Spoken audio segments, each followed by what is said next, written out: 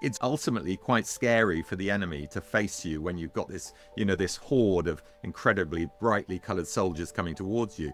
But that distinctiveness and that visibility on the battlefield was ultimately its undoing.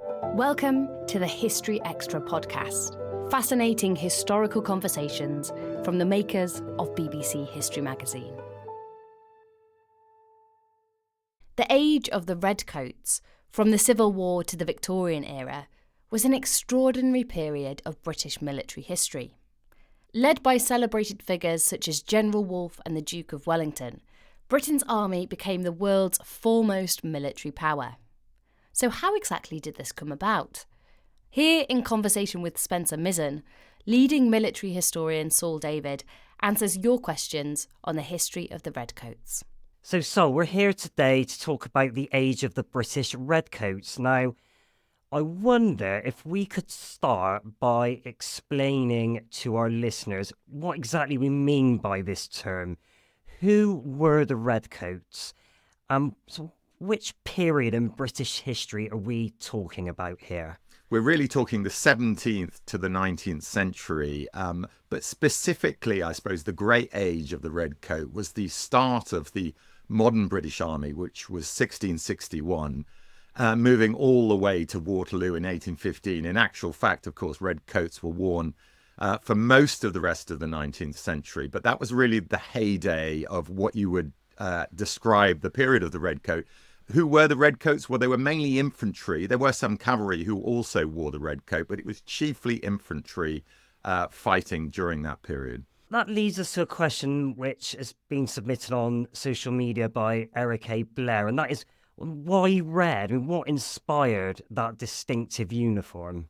Well, red was first worn actually a fair bit earlier than this by royal troops when the Tudors created the yeomans. So we remember them today, of course, in the Tower of London. The Yeomen of the Guard and the Yeoman Warders were created in 1485.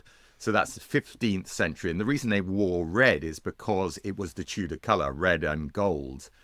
Red was also worn, interesting enough, during the English Civil War on both sides, believe it or not, Spencer, and again by parliamentarian troops during the 1650s. The New Model Army wore red coats. So there was a tradition of British soldiers wearing red coats, but it was only really the creation of the English Standing Army in 1661 that the red coat was worn by all the infantry in that army. So I wonder if you could tell us a little bit about the origins of the Redcoats.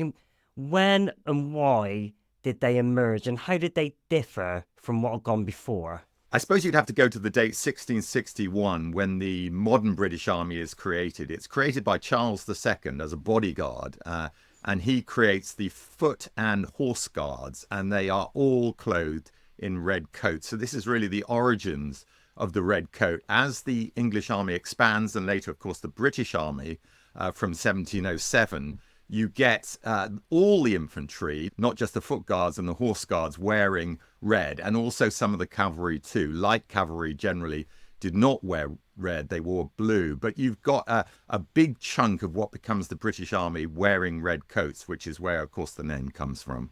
Now, I wonder if I could kind of turn to the sort of geopolitical situation in Europe at this moment, because in the second half of the 17th century, I believe that France is seen as having Europe's most powerful army, and under King Louis XIV had designs on dominating the continent. How did the British army in this period set about catching up with the French and sort of seeing off and dealing with that French challenge? Yeah, it's extraordinary, isn't it? If you think that from the creation of the modern British Army, and particularly after the Glorious Revolution in 1688, the English army at that point is only 20,000 strong. And the French army, as you say, the French army of Louis XIV is really the dominant force on the continent. But you've got a series of innovations, reforms of the army, also financial reforms, and the arrival of arguably the greatest commander in English and British history, and that's the Duke of Marlborough, all happening pretty much at the same time, all happening in the 1690s. So there are various key reforms in the 1690s, particularly in terms of weapons. what you've got is the move from the old matchlock to flintlocks. This was a much more secure way of firing a musket. You also had the arrival of bayonets for the first time. And what the bayonet allowed is for an infantryman to act both as a musketeer, but also as a pikeman. Before this period, you really had these two separate groups. Now you had one guy who could do both jobs. And you also had, as I say, Spencer, the arrival of the Duke of Marlborough, who was going to be not only a fine battlefield tactician, but also a great strategist. He was a trainer of men. He was an innovator. He introduced the cart, the two-wheel cart that allowed his armies to move faster than any of the other European armies. And he was a great logistician. So this was a man who really had all the abilities you would require in a great commander, including that intangible quality, Spencer, which was known as Clausewitz, the great military theorist, as coup d'oeil, the ability to notice in the midst of a battle, in the midst of all the crisis of combat, the key moment when you need to act. And there's, of course, the finest victory that Marlborough wins in 1704 at the Battle of Blenheim. There was this crucial moment in the midst of the battle where he decided to move a force of not just infantry, but also cavalry and artillery against the center of the French and Bavarian line. And this was the key moment. It forces the breakthrough, and it forces this huge and successful battlefield victory.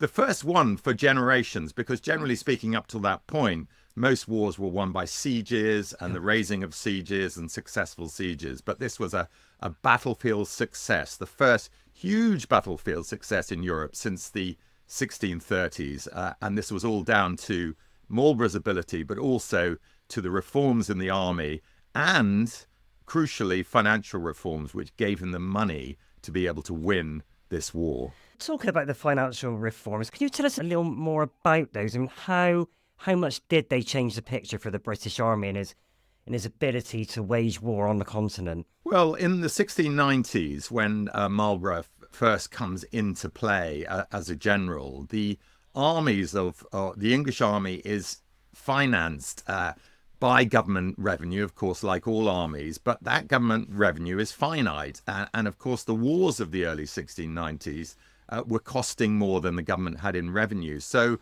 it introduced a new system of financing wars, and this was known as exchequer bills. So exchequer bills were basically a promise that the government would pay a percentage, it was about 10%, I think was initially offered, on future revenue. And this was a real game changer. A couple of years after that, of course, the Bank of England is instituted, and this gives Britain a financial stability and an ability to borrow money in extraordinary times like war that meant it could pay for conflict, not only for its own army, but also hire other troops from other nations. And this really became the British way of warfare for the next couple of centuries, in fact, on to the current day, because it enabled Britain to be much more nimble in terms of its financing of its military force. And the British forces would have been involved increasingly in theatres across the globe. I mean, how did they manage to deal with that challenge of being, in action across continents? Well, what you generally got, Spencer, in times of great conflicts, and the English army, later the British army, is involved in the three great conflicts of the period that I've been speaking about, which is 1661 to 1815. That's the War of the Spanish Succession, the 7 Years' War, and the Napoleonic Wars. And in times of these big conflicts, the army tends to expand, and is able to do so because of the financial flexibility the government exchequer has to borrow money in times of emergency.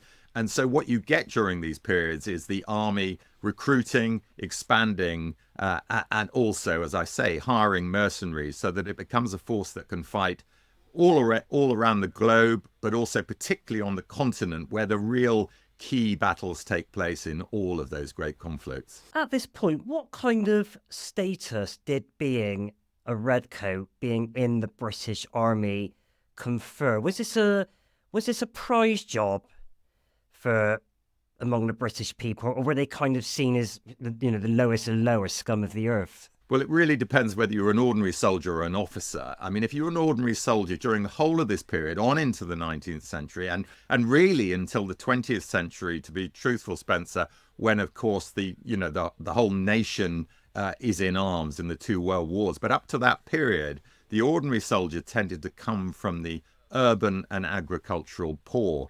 Pay was pretty low, 8 pence for most of this period a week, and that goes up to a shilling a week. And this was a relatively small amount of money, and even that tiny amount of money was made smaller because money was taken out for equipment and also for food. So it really was just eking out a living at the sort of very basic level, and that's why people tended to come from these pretty deprived backgrounds. They were actually quite tough characters, and they made very good soldiers. But on the other hand, you had the officers, and they came from completely the other side of the social spectrum. They tended to come from the wealthy middle classes and upper classes. And the reason only people from those sort of backgrounds could become officers is because for most of this period, right up until 1870, when it was abolished, there was something known as the purchase system, which effectively meant you had to buy your commission. And that ensured that only people with a vested interest in the status quo, people of property and people of wealth, could become officers. And this was felt to be, not only would you get the right educated, capable people into the armed forces as officers, they would also have an interest in, as I say, keeping the status quo. So you would have political stability as well. I mean, remember, all through this period, one of the big fears of the governing classes is that the military might try to take over, as of course they had done with Cromwell during the dictatorship of the 1650s. So there was a determination that the army would remain outside politics. And one of the ways to do that was by making sure that the officers, the leaders of the army, came, as I say, from this class that had a vested interest in the status quo. Now, that doesn't strike me as being particularly meritocratic. Did that hold back the army in any way? Did that stymie its performance? And did that change over the period in which we're talking about here? Well, it did change, actually, over the period. I mean, there was a belief by some people argued during the whole of this period that actually, of course, this just meant that the army wouldn't be meritocratic. You would have very wealthy people able to buy commissions. And there were a lot of scandals, actually. And you get this extraordinary situation where even some of the very capable commanders like Wolfe would become battalion commanders at the age of, in their young 20s. And this was felt that, if you're just going to allow people with wealth and interest to get to these positions, these high or relatively high positions, it was a bit of a problem. Well, there were a couple of safeguards against that. One of them was that you couldn't buy a commission beyond lieutenant colonel. So as soon as you went to, brigadier or major general status, that had to be a selection process. Now, admittedly, it was often based on how long you'd served for, but nevertheless, there was an opportunity to get the right people into the right positions for senior command. And slowly but surely during this period, there were some reforms that made the system a little bit more meritocratic. During the Napoleonic Wars, for example, a number of key reforms instituted by His Royal Highness the Duke of York, who was the commander-in-chief, meant that you couldn't become an officer at a ridiculously young age. You had to be a minimum of 16 for the junior officer status. And then to be promoted to the next rank, captain, and then on to major, you had to have served for a certain number of time. He also introduced what became the very effective staff college, but also Sandhurst, which meant there was professional training for officers. This was in the early 19th century during the Napoleonic Wars. They were originally known as the junior and senior departments. And this gave at least a modicum of professional training for officers and meant that they really knew what they were doing. Later on, in 1870, the purchase system is abolished and the whole system becomes a little bit more meritocratic, although it still was partly predicated on who you knew and how much money you had, how much influence, frankly, you had. I think it's probably fair to say, though, Spencer, that in wartime, a lot of these barriers broke down, certainly in the Napoleonic Wars, in some of the elite regiments like the Rifles. You had people from much lower social status becoming officers. You had people promoted on the battlefield. So there was an element of meritocracy, and the army was a little bit more flexible in its command structure than it might have appeared from the outside. Britain in this period is very much seen as a naval power whose global empire was built on the brilliance of the Royal Navy. I mean, did soldiers at the time feel that they were living in the shadow of the Navy? I mean, do you think that the role of the Army in this period is sometimes underappreciated? Yeah, I do. I mean, the Royal Navy played an absolutely vital role, as we know, during the whole of this period. It of course, protected sea lanes. It helped to launch amphibious attacks, and it opened up new areas of trade. But you also needed the army to fight on land. Only a land force as professional, flexible, and effective as the British Army could have won these three great conflicts that I talked about. Now, during the whole of this period, there was a debate over strategy. Were you going to follow, which as the Navy wanted to do, a maritime strategy, which really meant that you would launch amphibious operations, you would take care of trade, as I've explained, but you wouldn't fight in major conflicts on the continent? Or would you actually need what was known as a continental commitment? And it's interesting that even our finest naval historian, N.A.M. Roger, has written the quote, "As to armies on the continent, it is unquestionable that a continental victory requires a continental commitment." So that continental commitment, of course, is the Redcoats. And without their contribution in all these wars that I've mentioned, but particularly in the Peninsula and at Waterloo, Britain could not have won ultimately its war of survival against Napoleon and become, by 1815, the dominant imperial and maritime power in the world. So really, they both deserve credit. The Royal Navy, generally speaking, had more money spent on it, but the Army played, and the Redcoats played, this absolutely crucial role too. The big personalities in this period, the people who did the most to shape the trajectory of the British Army between the late 17th and early 19th century. Now, you've mentioned Marlborough. I wonder if you could introduce us to a couple more heavyweight figures that we really need to know about from this era. Yeah, well, they would have to be Wolfe and the Duke of Wellington. I mean, if we look at the great commanders in British history, these three would be up there. You might add Slim, and going back to the medieval period, you'd probably have Henry V and Edward I and one or two others. I've mentioned Marlborough, but if we move on to Wolfe, it's very interesting that you see some of the same similarities and some of the same talents. He was an innovator, a great trainer of men. He was the son of soldiers. His father was a major general. Both his grandfather and great-grandfather also came from a military background. He became a battalion commander at just 23, but he also introduced innovations like Marlborough before him that were absolutely crucial on the battlefield. So what were they? Well, there was this system of platoon firing. I mean, basically, the British Army became very successful in battle during the whole of the Redcoat period because it fought in just three ranks. And in those three ranks, it was able to both attack and defend. Now, what Wolfe was able to do is make the army much more aggressive. And he did this by two things. He created something called the alternate fire system, which was a firing drill actually based on a Prussian model, which used companies firing together in blocks rather than platoons as it had been before, which enabled them to deliver a much heavier weight of fire. But he also did something else, which would go on all the way through this period, and you could argue is still sort of relevant to the British Army today.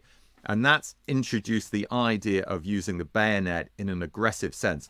Previously, from the Marlborough period, it had been used as a kind of defensive weapon like pikes to stop cavalry attacks, but also to be used against infantry. But what Wolfe realized is that actually, once you fired your weapon, and of course it took a fair while to load muskets at this period, you could advance very aggressively with the bayonet and use that alone to take positions. And probably these two innovations are used in their most effective sense at Wolfe's greatest victory, which of course was outside Quebec in 1759, the battle that ultimately wins Canada for the British. Now, tragically, Wolfe dies in that battle, and so we'll never know how good a commander he could have become. He was just 32 years old, but already he had shown all the talent and introduced these vital innovations to be judged, I think, one of the greatest commanders of the period. And Wellington, of course, is the third great commander of this period. I mean, his battlefield victories are pretty well known, but what is probably less well known is how seriously he took the business of soldiering. We discussed earlier, Spencer, the idea that some people could buy their commissions, and that's exactly what happened with Wellington. His brother bought his first commission and then bought promotion. So he was promoted to battalion commander at a pretty early age. But at the same time, as well as having this privilege, he was also determined to become the best soldier he could be. He goes out to India in the 1790s and takes a sort of sack full of books with him about military theory, about military history. So he really wanted to learn the business, but also he showed from a very early stage the ability to train men, to enthuse them, to plan battles. He was a brilliant logistician, as indeed all these people were. The ability to get an army to fight at the right place with the right kit and enough food to get them there, well enough so that they could perform as effectively as they could. All of these things are absolutely crucial in a battlefield commander, and the Duke of Wellington has this in spades. He's a brilliant battlefield commander, as I say, a series of victories in India, the Peninsula, and culminating at Waterloo. Arguably not the greatest strategist. That's when you piece together all the battles and the operations into an overall whole. What's it all for and how does it all fit together? But as a battlefield commander, he was almost without equal, and certainly was Marlborough's equal in that sense. And I think the English army as it was and the British army as it became was incredibly lucky to have these three great commanders who, would stand the test among any in the history of warfare during this relatively small period. I mean, it's astonishing. And there were others, of course, but these three stand out. If you could identify, I mean, I know you've obviously mentioned quite a few battlefield victories before in our chat, but if you could just quickly identify three that we really need to know about from this period, what would they be? Yeah, well, I've mentioned Blenheim, of course, which was the finest victory that Marlborough achieved and the first great victory on European soil for about 70 or 80 years. And that's in 1704.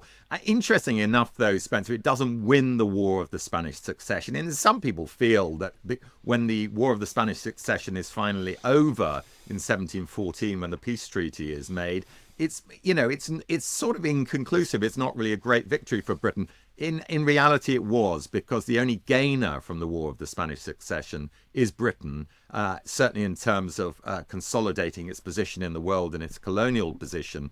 And it's really when Britain takes over the mantle of being the most successful force on the battlefield from the French. And that is chiefly down to Marlborough, and it's chiefly down to the Battle of Blenheim. There were many other victories won, of course, by Marlborough, including Ramillies and Oudenarde and a number of others. But I would say Blenheim at that period, and then you move on, and it would have to be Quebec in 1759. Wolfe's victory at Quebec was an astonishing achievement, against the odds at the end of very long supply lines after a long climb up a cliff. Everything was against him. And if he hadn't won that day, it would have been an utter disaster. He, of course, dies in the midst of victory. But nevertheless, that victory is the keystone for what becomes the takeover of Canada by the British, and hugely important in terms of the expansion of our empire. And the third one, of course, it's hackneyed, I know, Spencer, but it has to be Waterloo, which, is the termination of the Napoleonic Wars, the end of Napoleon, and really sets the scene for Britain being the dominant maritime and industrial power in the world at that time, a mantle that's not really passed on to the Americans until the 20th century. So it would have to be those three great victories. And what about on the other side of the coin? What about the reversals, the setbacks, the battles of which the Redcoats possibly wouldn't have been so proud of in retrospect? I wonder if you just give us a couple of examples of those. Yeah, I mean, there were many setbacks during this period. I mean, it's interesting that, the old saying that Britain often loses a victory at the beginning of the war, but wins the war. And you get this in many of these conflicts. I mean, at the start of the little known or relatively little known War of the Austrian Succession, there are a number of setbacks for the British at Laufeld and Fontenoy. And that's a war that's not really considered to be won by the British. Again, it's effectively a draw, if anything. Probably better known, of course, are the setbacks during the American War of Independence. I mean, that goes incredibly badly, ultimately is lost, of course, by the British, and is the only war during the whole of this period that's ultimately lost. Yorktown, of course, is well known as the sort of crowning defeat that really leads to the disaster of the loss of the colonies in America. There were opportunities, interesting enough. Funny enough, that war is probably an example of things the other way around. We did have a number of victories in the early stages of that war, and there were opportunities probably to defeat the rebels, but they weren't taken. And the longer it went on, of course, the worse it got for us. How much of a knock to British confidence and self-esteem was the loss of the American colonies? I think it was a terrible knock to self-esteem, but also to the exchequer to a certain extent. I mean, this was a territory that was going to go on to become incredibly powerful, financially viable, and we know obviously it becomes the United States of the 20th century.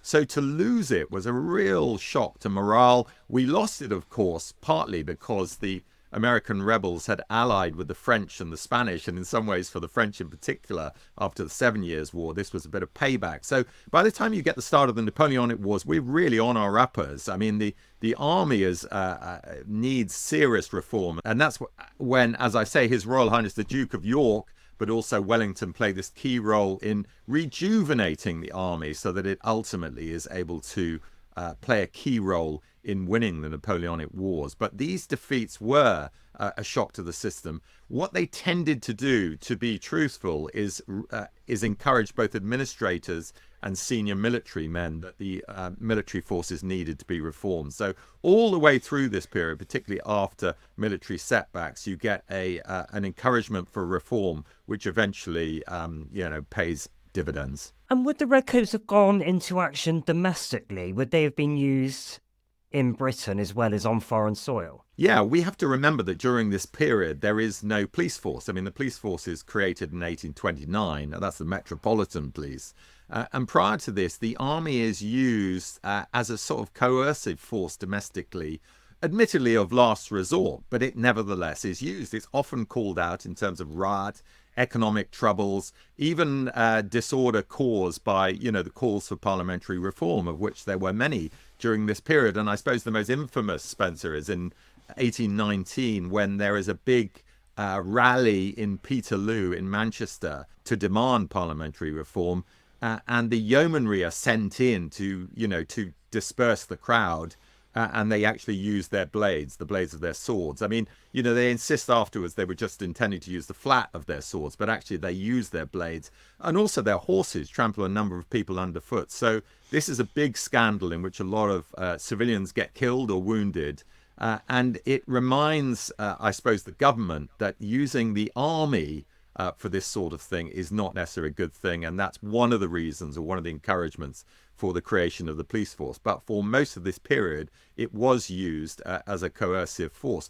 But also, let's not forget, there were major rebellions during this period, and I'm thinking about the Jacobite rebellions in 1715 and 1745, that did need to be stamped out with force. And so the British Army fights its last set-piece battle on British soil in 1746, at the end of the 1745 rebellion, as it's known, at Culloden. And it's also used, of course, at Sedgemoor in 1785, and during some of the battles in 1715 too. So it's used in this double-edged way. Set-piece battles, they are relatively rare, to be truthful, but also as a coercive force. Not ideal for that, I have to say. Now, Alex Plotkin asks on social media, when and why did the British Army decide to dispense with the Redcoat? And when can this age be said to have come to an end? There are a couple of key things that means the wearing the red coat is no longer viable.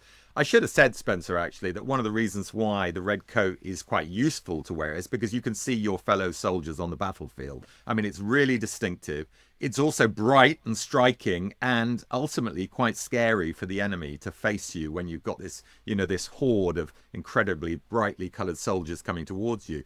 But that distinctiveness and that visibility on the battlefield was ultimately its undoing, because by the end of the 19th century, you've got a lot of military reforms, particularly with weapons, small arms weapons. You've got smokeless powder, which means you can't see where the shots are coming from. But you've also got the introduction of rifles, magazine rifles, breech-loading magazine rifles, which can then produce a quick rate of fire, and they can fire from a long distance away.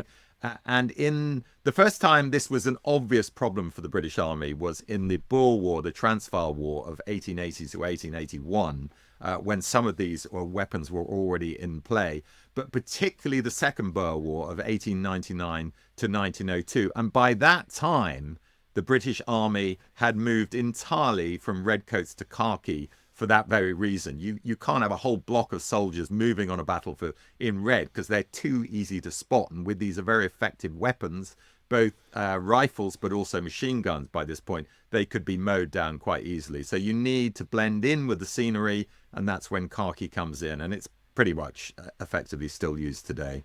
And finally, Saul, as a question we've had submitted on social media, I mean, what would you say is the legacy of the Redcoats? How did this period shape the modern British Army? Are there many legacies within our armed forces today from that period in British military history? Well, certainly the British Army today looks back at this period, not so much as the heyday, but really the sort of founding block of what it became, both in terms of discipline and training, but also its ability and its flexibility on the battlefield. So the British Army is known today as an army that gets things done. When things are, going pear-shaped, you send in these very well-trained soldiers who can fight, interestingly enough, Spencer, as effectively in a defensive mode as they can in an offensive mode. And of course, the modern soldier, can do a lot more than that. He's a peacekeeper. He's a hearts and minds type soldier. But certainly the flexibility and the training and the stoicism and determination. I mean, even meeting British soldiers today, you realize how tough they are, the sort of conditions they're prepared to fight in, when it's wet, when it's cold, and they are as equally effective in all these conditions. And morale is everything in a modern army as in an ancient army. And what you can see all the way through this period is officers setting examples for their soldiers, never asking them to do things that they aren't prepared to do themselves. And the British Army has had that example really from Marlborough onwards. Marlborough was known as Corporal John, and he was given that moniker because he had a real sense of the welfare of his soldiers. And you could say that all the great commanders have this ability to at least make their soldiers think that they're interested in their welfare and saving their lives. And of course, you go on to modern days with people like Montgomery, very good communicator with the ordinary soldier. But I think that the real key relationship all the way through this period and today is the ability of the junior officer to convince his soldiers that he's not going to ask them to do anything he's not prepared to do himself. Even though there was a social disparity during the period of the Redcoat, this was an example that was set and it's still used today.